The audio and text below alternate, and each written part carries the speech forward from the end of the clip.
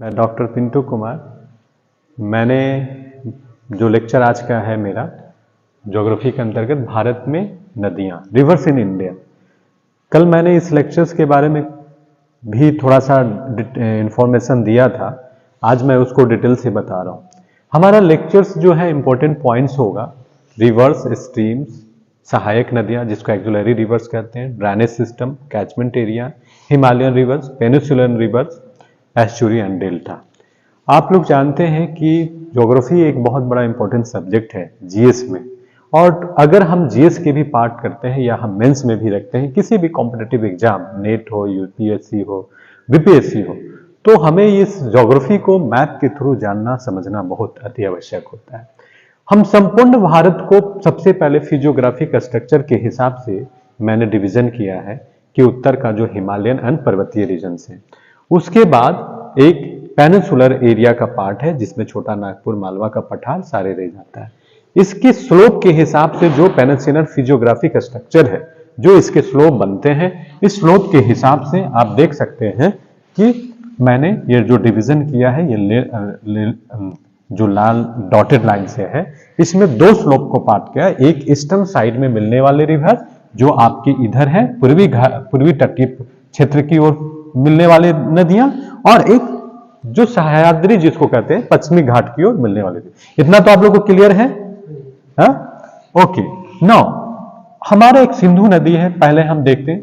सिंधु नदी कई डिविजन्स में होता है, जो कई नदियों के साथ, इसके सहायक नदियों के साथ मिलकर दोआब का दर्जा बनाते हैं। दोआब जिसको दोआब, दो नदियों के बीच की भूमि को दोआब प्रदेश कहते हैं। तो सतलज है, व्यास है, रावी है, चिनाब है, झेलम। सतलज और ब्यास के बीच के सतलज व्यास का दोआब, व्यास और रावी नदी के बीच का रावी व्यास का दोआब। इस प्रकार दो नदियों को बीच के मिलने वाले क्षेत्र को, ये भारत में मूलतः जो कश्मीर और आसपास के क्षेत्रों में ये प्रवेश करते हैं, और हरियाणा और पंजाब के बीच में सतलज नदी यहां तक प्रवेश करती है। सतलज नदी से एक राजस्थान जो बहुत बड़ा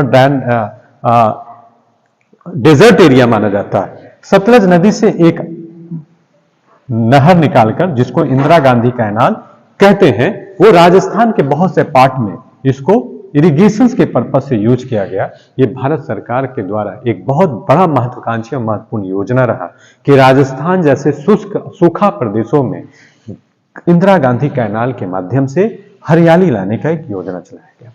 भारत का दूसरी प्रमुख नदी जिसको कहते हैं कि लगभग 25% लोगों का जीवन आश्रय जो है इससे जुड़ा हुआ है, वो गंगा नदी और इसके सहायक नदियां। गंगा नदी गंगोत्री हिमालय से निकलती है और लगभग 2500 किलोमीटर की दूरी को तय करने के बाद यह गंगा सागर में मिलती है। गंगा नदी निकलने के क्रम में पहले जो है उसके देवप्रयाग, रुद्रप्रयाग जो चार धाम है जिसको कहते हैं, वो अलकनंदा और भागीरथी जैसे नदी जब दोनों मिलते हैं देवप्रयाग के पास, उसके बाद गंगा नदी हरिद्वार में पहली प्लेन के रास्ता में आती है। उसके पहले क्या है, वो दो धाराओं के स्ट्रीम के द्वारा मिलने के बाद वो गंगा नदी फॉर्मेशन होता है, जो जनरली गंगोत्री ग्लेशियर से निकलती है।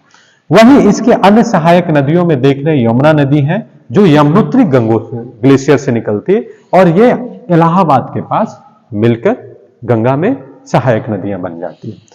गंगा नदी के जब हम इधर की ओर हम उसकी धारा के दिशा में अपना पीठ करके रहेंगे, तो हमारे लेफ्ट साइड से मिलने वाले उसको नदियां, और राइट साइड से, इसी से इसका डिसाइड होता है कि कौन सी नदी दक्षिणी तरफ से, दाएं तरफ से मिल रही है और बाईं तरफ से। आपसे बहुत से कॉम्पिटिटिव एग्जाम में पूछा जा सकता है कि गंगा में दाएं तरफ से मिलने वाले या राइट एंगल पर मिलने वाली नदियों का नाम बताइए।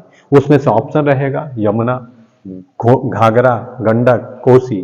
तो आप समझ रहे हैं, राइट एंगल से यमुना नदी मिल रही।